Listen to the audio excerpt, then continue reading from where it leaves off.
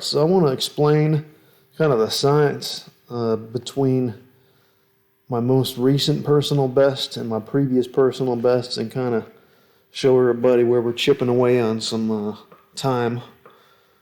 So you can see all these increments in the red are my most recent track outing. That is the 911 at 148, compared to everything down here in the green is my previous personal best last outing.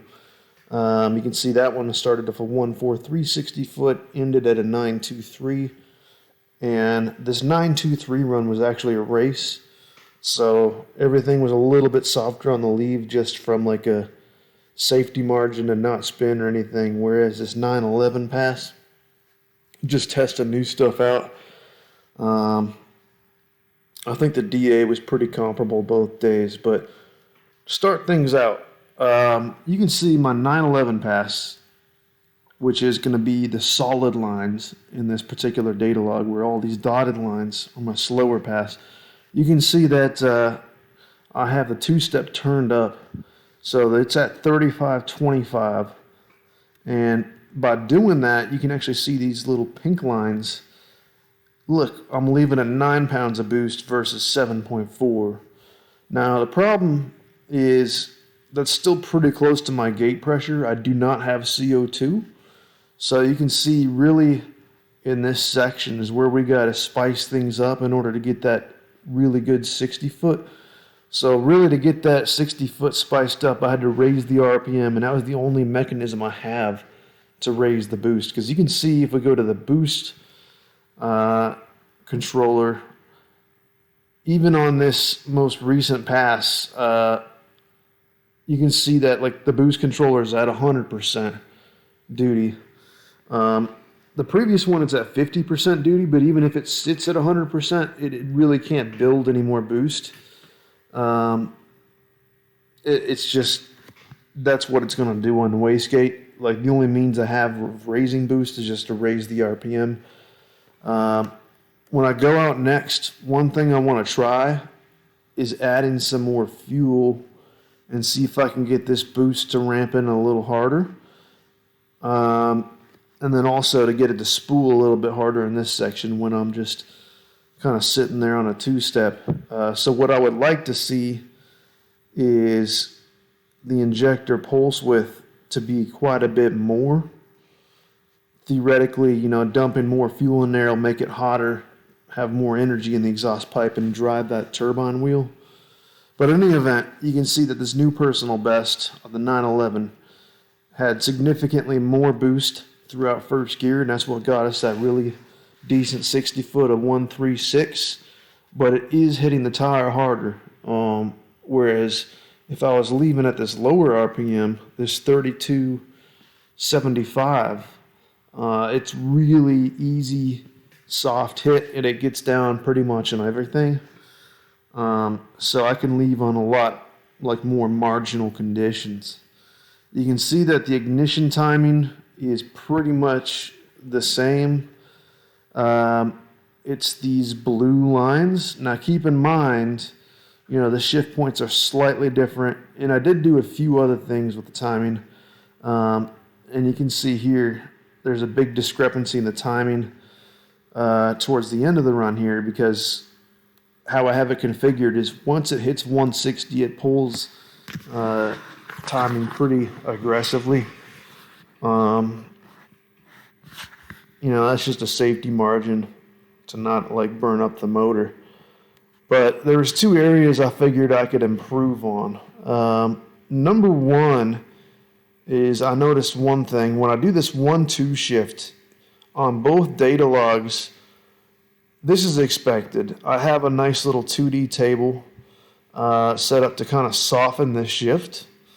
But what I've noticed is that when I make this shift, the boost is dropping quite a bit. And, initially I kind of did that on purpose to kind of like make the shift not as aggressive and keep stuff alive. But at the same time, if we're dropping boost during that shift, we're not really carrying out that momentum. And to illustrate kind of what's going on here better, is if I go to the boost, and here's what I'll do. I'll put it right in this little lull section. I'll go to the boost page, and you can see this big dip in the duty cycle. And I was like, well, that's strange. Why would I configure it like that? So we'll go back to the tune here. And this is my most recently changed one. But essentially what was going on was this was configured at 21 at the top of first gear. And then by the time we hit the shift point, you know, this was at like 16 or something, right? So basically it wasn't applying any sort of dome pressure. It was kind of bleeding that off. So it kind of spooled the turbo back down. So what I did is pep this area up to be a little bit closer to 20 psi, and that should make it a lot better. And realistically, the car is configured to pretty much stay at like 19, 20 pounds of boost pretty much the entirety of the run. I really don't hit 21 psi. You can even see here in first, I was shifted like 63 to 65 RPM, that is. Let's see, when did I shift here? Yeah, this is at 62, which isn't ideal. And this is at 62, so boost was at 20. So I didn't even hit that 21, but you can see here it drops to 18.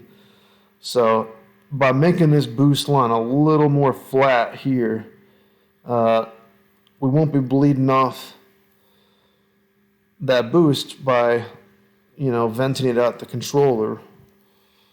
So that I fixed to make that a little flatter here. And then on top of that, I did some other little tricky things too with the timing.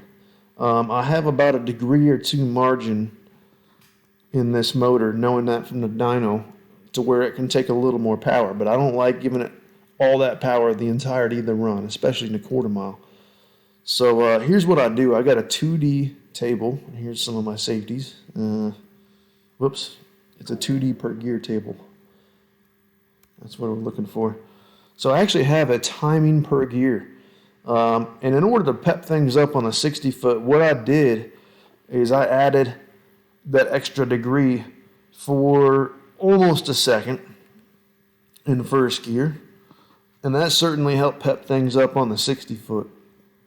So that's where I kind of cut some of the short time down. So this is a 1.36 60-foot with doing that little trick compared to a 1.43. So in combination with the higher launch RPM and giving it that more spark, it really pepped things up. And then moving forward, I did something pretty tricky too. And this is actually kind of like this is this little lull you see. You can see how timing drops during the shift, and that's kind of intentional. In marginal tracks, it'll actually bark the tire to the point of where it'll spin. Like, it's an extremely rowdy shift kit. So that's there. And plus it kind of helps me from like bending rods and stuff, you know, because I shouldn't be shifting that early, but apparently I am. So it's just like a small margin of safety by keeping that timing real low during peak torque, keep that cylinder pressure down, and keep those rods kind of from bending. So that's kind of the little lull explained. But this is what I had put in, this extra degree for an additional 2 seconds, but only in second gear. You can see here in third gear, I don't have any kind of timing modifiers, and same for fourth. So the idea is pretty much this timing will be in effect after this lull, almost to the end of, well, it'll pretty much go to the end of second gear based on kind of the time increments. So it'll have extra power in second gear, and by the time it goes into third, it'll go back to kind of its normal timing. It won't be so pepped up, and then it'll eventually probably fade away if I've done a couple of passes with that timing retard. You can see on that race against Rick Crawford with that 923, I was on the scramble button because he was creeping up pretty fast. Whereas this other pass I was not. But that's kind of my new strategy for getting this thing down the track. Hopefully doing like a 8 something or an equivalent like 570 in the 8th mile. But that's just kind of some tricks I had up my sleeve. So we'll see if it works. And then I'll show you guys one more thing which I want to try. Let's I have like a little experimental 1D table. So this I thought was pretty clever. Let's see. I called it a staging boost help. And it's basically a VE based fuel flow offset, meaning it'll add like, 10% fuel is kind of what I had plugged in here.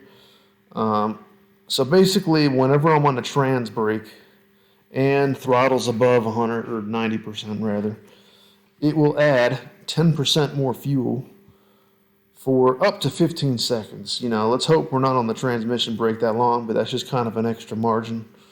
And I better check, but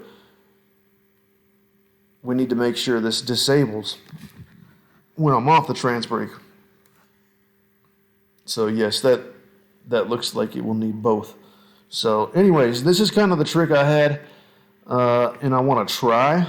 I have not tried this yet, but I want to splash some more fuel and bump up that injector pulse width during the launch.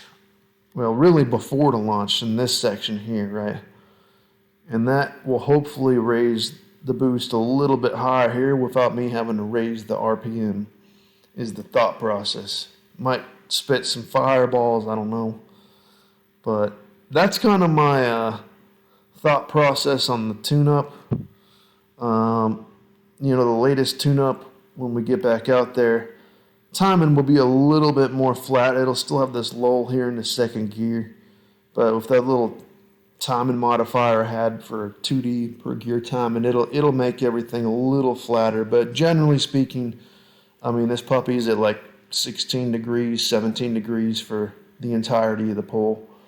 You can see here, 16 degrees, and it finally tapers off on this last pole because it was just hot, 2 degrees, whatever.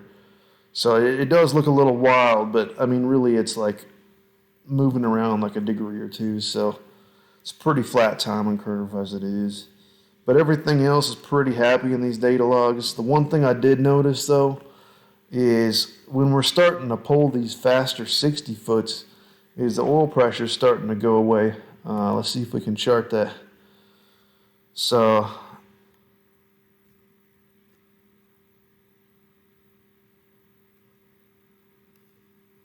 yeah, it doesn't really represent it that well in here. And actually, I guess it's staying fine, so that's really all the stuff I had to show. So we'll see how that works.